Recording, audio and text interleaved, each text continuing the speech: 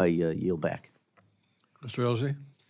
Thank you, Mr. Chairman. Thank you, Madam Secretary, for being here today. I'd like to first give you a compliment on Bureau of Industry and Security restricting sale of chips from Intel and Qualcomm to Huawei in response to a letter from Senator Rubio and Representative Stefanik. The turnaround on that was fantastic, as well as using NTIA for $420 million in grants to offset what Huawei has done.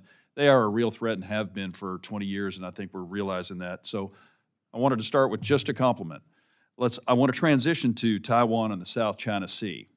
Can you describe for me approximately how much of the world's commerce goes through the South China Sea? Massive amounts. Just 10 seconds on your prior thing. Technically, I'm not allowed to talk about any particular license revocations. However, back to our conversation, Huawei is a threat. AI is our focus. As we get more data around our threats, we make changes to tighten the screws, including revoking licenses that had been previously given. So without commenting on those two companies specifically, I guess I want to reassure you we're constantly on it, tightening screws where we need to, including revoking licenses.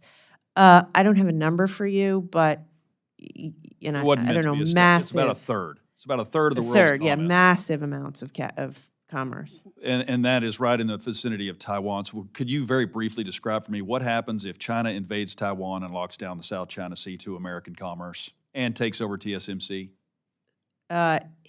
It would be absolutely devastating. How devastating?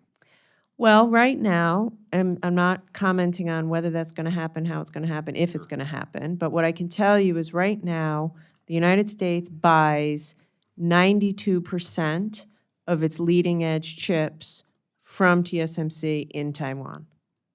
And that's because they're 2 generations ahead of anything that we can build here in the United States, correct? No.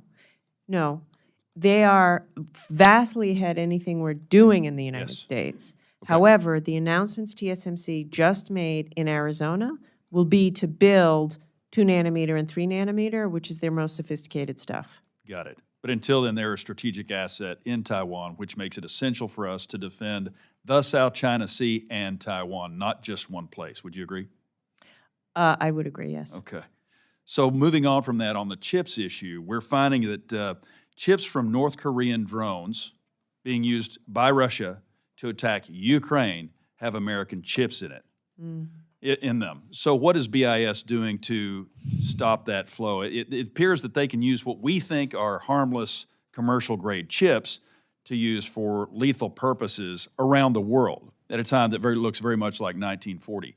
Can we be doing more, or are you doing everything you can and some just slip through? How does that work?